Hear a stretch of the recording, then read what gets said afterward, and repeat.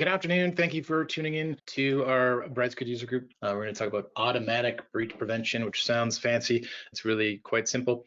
My name is Jeff McKay from Brightsquid. With me today, as usual, is Mark Ayer. Hi, Mark.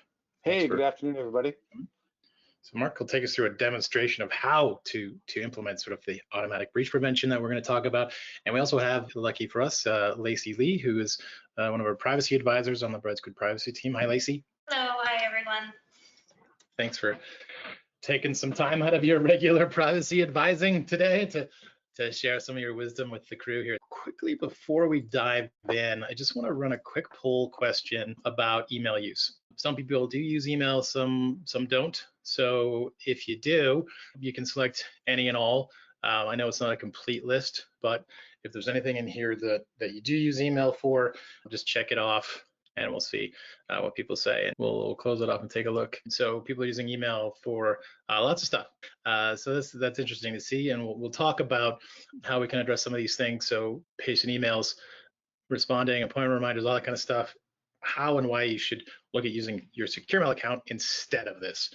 A lot of times it's easy to just use email, but there's a better way because of the risk that's being created here. So let's dive into our presentation. We're talking about common breaches, and some of the most common breaches are human error. The stat at the top here, Stanford University found that 88% of data breaches, human error is a factor. So that doesn't mean that somebody made a mistake and that's the breach, but it might be that the mistake was they clicked on a link or a file in an email that downloaded ransomware, and the ransomware caused the breach, but it was really a mistake of somebody clicking something wrong or typing a fax number in wrong and sending a document to the wrong fax number. Computer viruses are delivered by email. Most of them come in through email.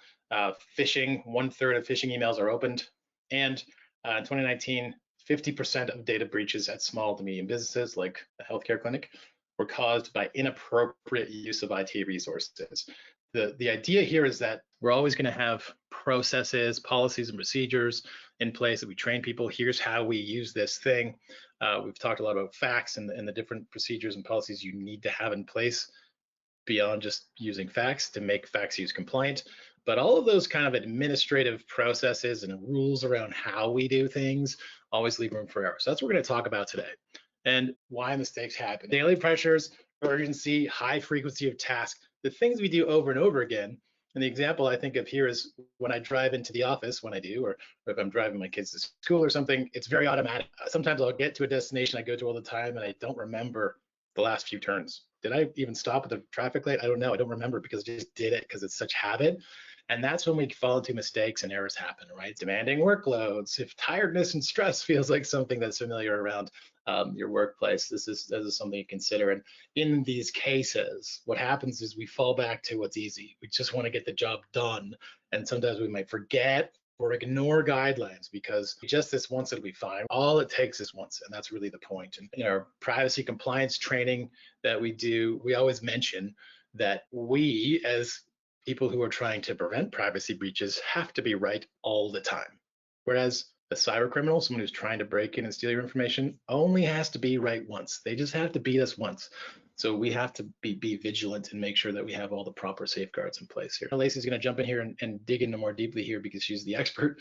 You can do a search on the internet and find all kinds of information about why email is bad and the mistakes that happen. And you can go and read breach reports from different privacy commissioners around the world and hear things like this. You know, misdirected emails are a common cause of privacy breach, though avoidable, right? This is something that shouldn't be happening because you can do things that make this more or less impossible, the common email mistakes that we'll get into. The UK's Information Commissioner Office said nearly 1,000 breach reports, and this report came out in 2022, I think. So over 3 years, 1,000 breach reports about the misuse of BCC. There was a large breach in Canada. An organization used CC and email instead of BCC and leaked a whole bunch of people at a fertility clinic, let everybody else know that these people are getting this care too. The UK's Information Commissioner lists this kind of breach in the top 10 non-cyber related breaches. It happens so frequently. So it's something you should be aware of and expect. And we go back to the poll that we launched at the beginning.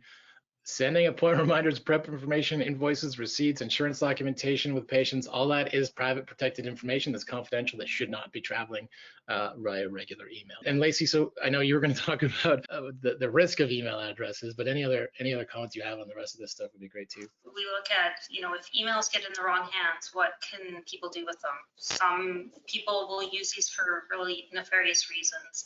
You can get your email added to phishing lists. Recipients then get bombarded with all sorts of emails, and then this can also increase the chances of identity theft and fraud. And what if this happens in your clinic? If a person's personal information or health information is released to someone, you need to consider if this would cause hurt, humiliation, embarrassment, not only for the patient, but also for the clinic. You're notifying patients that their information was accidentally released to someone. Will they have the same trust in your clinic? We work with clinics that this has happened to. It happens, but we can do things to keep this from happening. What we fail to realize is that email addresses are private. It's personal information that we need to protect.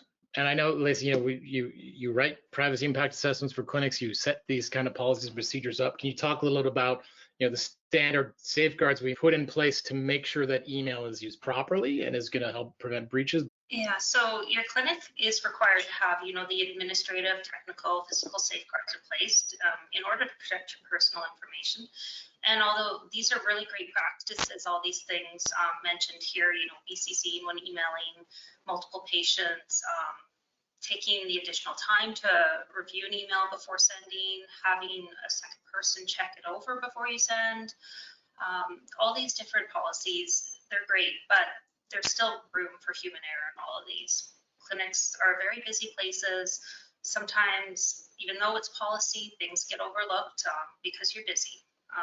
People can accidentally enter an address into the CC instead of the BCC. That they're right there beside each other, and unfortunately, we see this time and time again. Emails are getting sent to the wrong recipient. Any technical safeguards we can put, the example is we need to remember to lock the door all the time. But what if we knew that no one's going to be in the clinic after 5 o'clock and the lock automatically closed? We're not counting on somebody to remember that. It's going to happen automatically. So that's the kind of thing that we're looking to implement. Exactly. We'll talk about really quickly a few email breach examples, just a few. These are healthcare related. There's thousands, hundreds of them you can find if you want to dig into it. In Newfoundland and Labrador, there's actually a class action lawsuit that's been launched in response to this because somebody CC'd instead of BCC'd. Likely they had the policy because it was a government clinic. They probably had the policy in place to not do that, but someone made a mistake and they were in a hurry. Maybe they did have a policy that said, when we do this, we take an extra minute to make sure, but the phone was ringing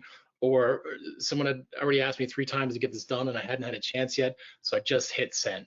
Those are the kinds of things that we're creating room for when we only rely on policies and count on people to make sure they get things right all the time. Every time I send an email without checking, that's the one that has a typo in it. So sure, I'm not going to get a typo, but that's when I do. Here's another one. We were reviewing this case last week, looking at the investigation report from the commissioner. And Lacey, you do reports like this all the time, risk of harm reports after an incident. And in this case, the clinic optimistically supposed that no one's going to actually look at the other email addresses that they received. And if they did, they won't do anything bad with them. Lacey, how does that work in the eyes of the commissioner? Yeah, well, the commissioner takes that very seriously. There is still significant risk of harm there. So that is something they still take seriously. Yeah. And it comes down to the fact that, again, we don't get to make the rules. The rules are already made for us. Here's another one. An HIV clinic sent out a list to all their patients instead of BCCing them, the CC, the gender identity clinic. And it's important to remember the type of care you're receiving is private information, but your email address is just as private, right? Yeah, doesn't matter if it's just an email or HIV status, right? It still needs to be protected. It's your responsibility, and the commissioner's office expects this of you as a clinic. We'll look at this real quick, but Lacey, I also wanted to get your input because you work with clinics to support them when things go wrong. How frequent is this? Yeah, it happens, more than we would like, obviously.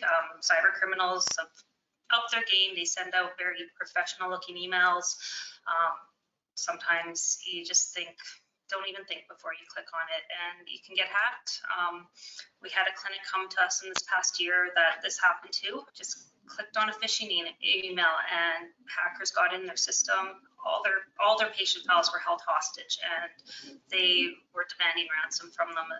This was like a very scary situation for them, and it was all just from clicking on an email. So we need to be super cautious. Think about if you can trust your contacts. Are they as cautious as you are? Don't get fooled by these links. Yeah, be more cautious with everything coming in. We talk about all of our processes and procedures, but if you are in your patient's contact list in their email account and they click on something that's programmed to send out a message to all of their contacts, you are now exposed to that. The more phishing, ransom emails you get, the more likely you are to fall victim to those things, just from a statistical standpoint. Cyber criminals, it's their job to figure out how to trick people. They're getting better all the time. They test and see what works and go that way and do more stuff. So you can implement the technical safeguards to avoid these type of breaches, to prevent them from happening in your clinic using the 2 or CC carbon copy instead of BCC. Patients are always automatically BCC'd in secure mail. If you send out a secure mail message to 5 or 18 patients and put them all in the 2 field, they will only see themselves when that email shows up. They will always be BCC'd. They will never be CC'd. Anytime you're messaging a group of patients, use your secure mail account. Don't use email because you're creating that risk. It's a closed system, so there's no phishing. There's no replying to phishing emails where you might get involved in a bit of a con or something that happens sometimes. We scan every upload to our network for viruses, so there's no ransomware and secure mail. All those worries and threats and risks go away when you're in a secure mail inbox versus an email inbox. And that even email can include encrypted. If you have an encrypted layer on your email, you're still exposed to those risks of not BCCing people. You're still exposed to those risks of ransomware, phishing emails, all that stuff, because it's an open system that works on the regular internet. Attaching the wrong document, misdirected emails. Mark will show us quickly read receipts, message recall, how you can address those mistakes that you don't have the option with in regular email. The other big thing that we hear is that, if someone's using an encrypted layer in their Outlook that they turn off and on, they might have it turned off and forget to turn it back on when they're sending something that's private. If you can't turn off the secure sending and secure mail, it's always secure and compliance. With that, I'll give things over to Mark to go through the full demonstration. All right, thanks, Jeff. I'm just going to make myself the screen sharer here now. I just want to add a little bit to what you were just talking about in terms of encryption. You're absolutely right. There's a lot of ways to encrypt traditional old-fashioned email, but make no mistake, none of those encryption schemes are the same as being compliant with the Health Information Act in your province, or with HIPAA compliance if you're in the United States. I often have this conversation with new users saying, well, we have this encrypted email that our IT guy installed for us, so I think we're good now. You are not. Encryption is a part of compliance. There's a lot more involved in meeting your obligations above and beyond just having encrypted email. All right, so I'm going to show you a couple of things today that Jeff was talking about. The first is the automatic BCC functionality. So when I compose a message, and you're all familiar with this, I can compose a message to my, if I type his name correctly. So we'll send a message to Adam. He's one of my patients. I've got a patient here named Bob, and I will include Dave on this one. And there's David. So these are the 3 patients that I want to send a message to.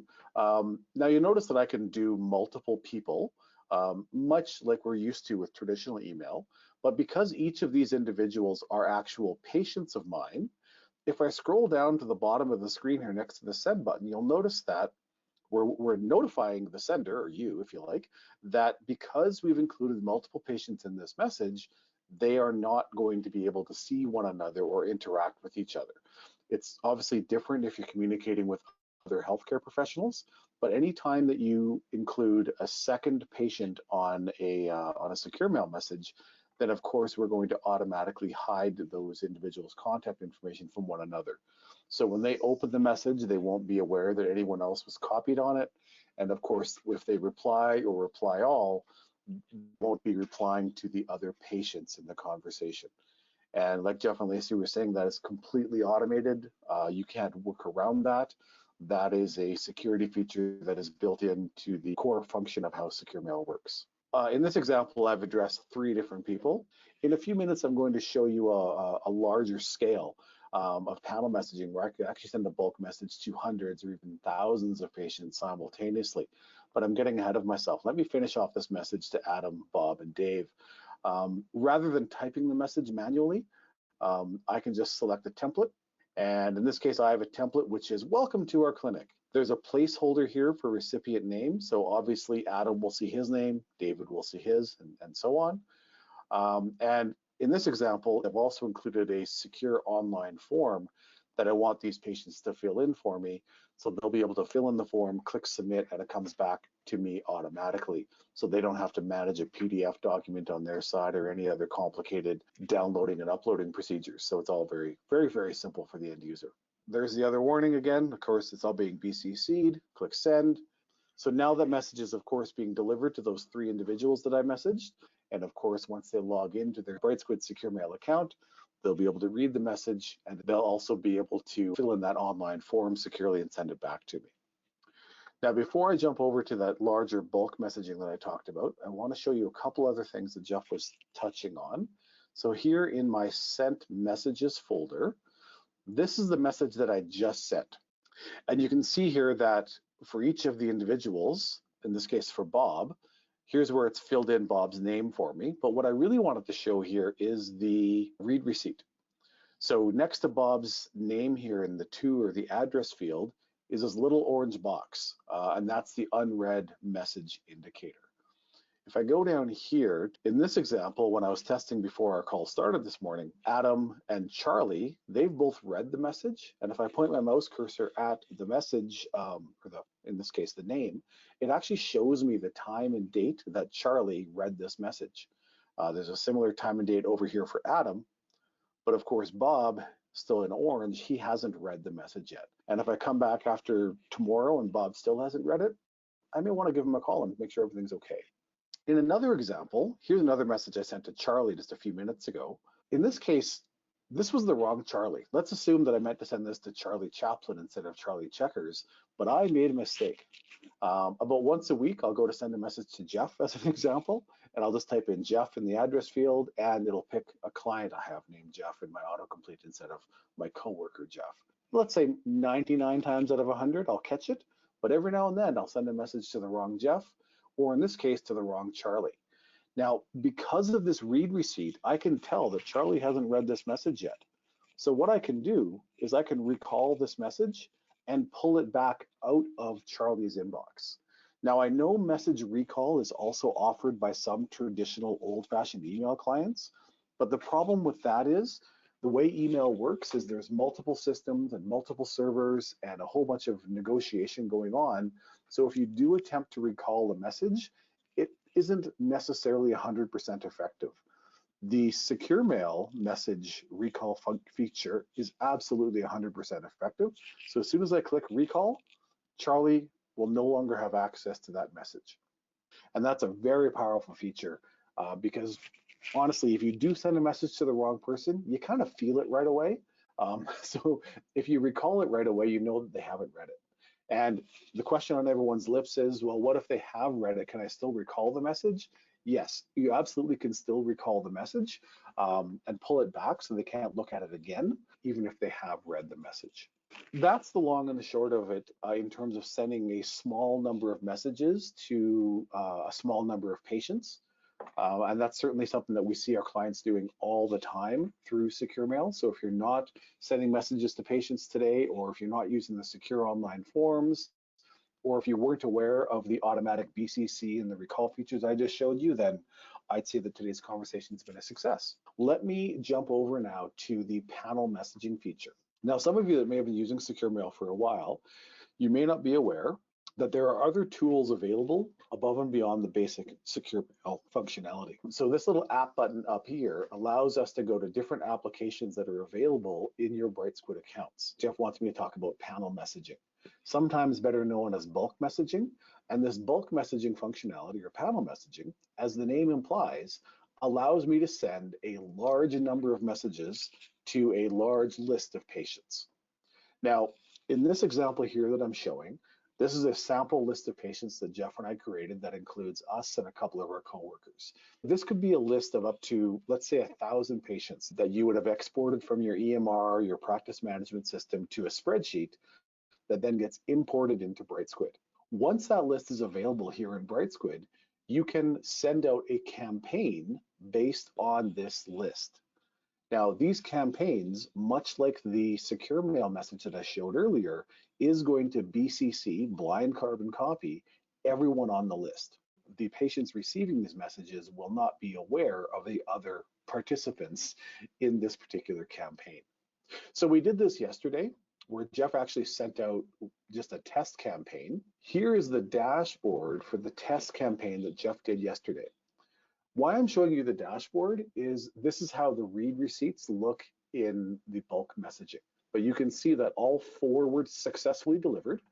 2 people opened the message, and none of them opened the secure content, but that's because in this case, there was no secure content. We only sent the patients a regular email. And so Francis and Mark and both of these Jeffs all got the email. It says delivery success, and we can see specifically who opened the message and when.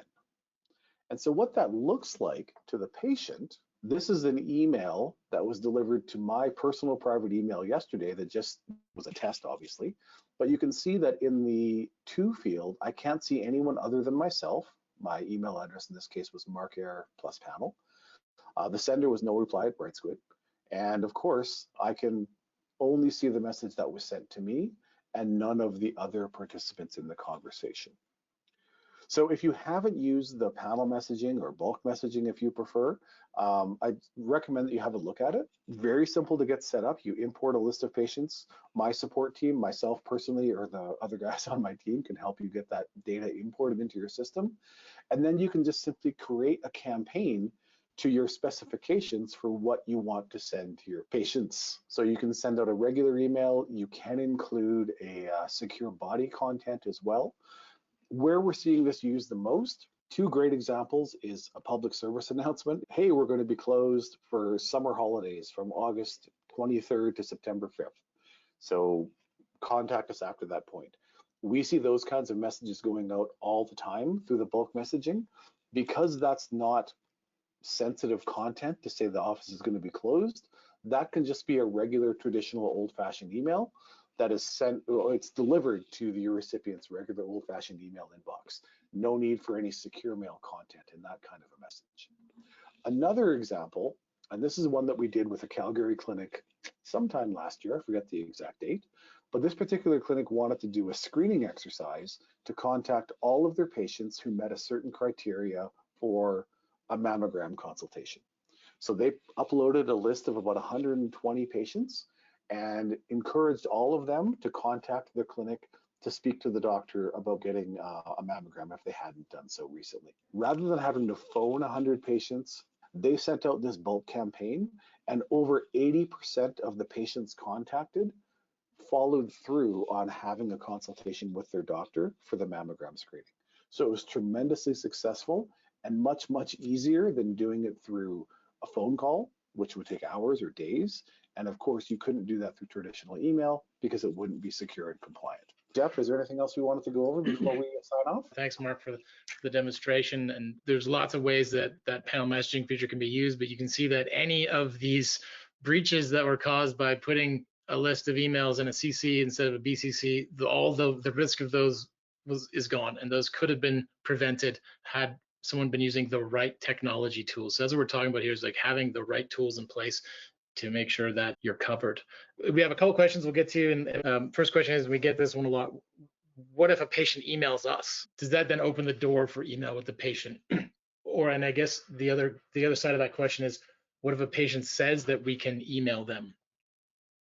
This one comes up quite often, actually. Yeah, they're like, the patient gave us permission, but it's still not a compliant way. Even with their permission, you're still sharing information that should not be shared in this way, and comes down to it's still not compliant, and you run the risk of sharing information you shouldn't. So Lacey, what if a patient sends information to a clinic through regular email? Is the clinic at any risk if the patient does something like that? Oh yeah, definitely. Still, they're receiving it in a way where, let me see how to explain that. Yeah, because Um, I guess what I'm asking is what steps can a clinic take to reduce the amount of information being sent to them by their patients? Because patients yeah, obviously don't understand the Health Information Act and regulations and so on no, and so forth. So they'll send stuff willy-nilly all the livelong day. yeah. But what should So, clinics be doing? well, as a clinic, it's your responsibility to inform your patients. For example, we have ones that they're like, well, this is the only way we want it sent to us is to my email. But it is your right as the clinic to say, well, I'm sorry, that's not a compliant way for me to send it. I can send it through secure mail. I can have you come pick it up in the clinic.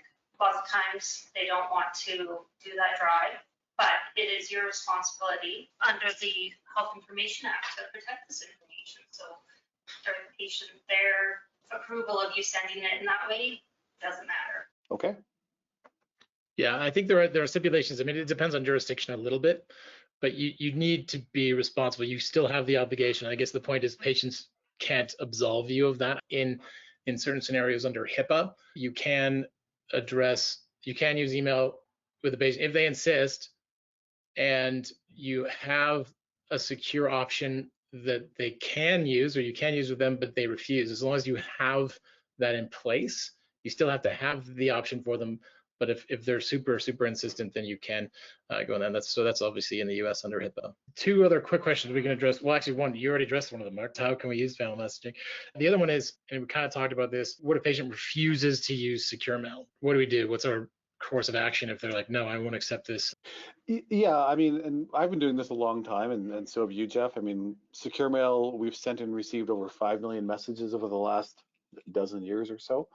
And honestly, the number of patients who flat out refuse to use secure mail is vanishingly small. Our patient demographic runs all the way up to people in their 80s because it's not complicated, it's not difficult to use. But I suppose there's always going to be those curmudgeons out there who refuse to use secure mail. And if that's the case, then that's certainly your prerogative as a patient of a clinic.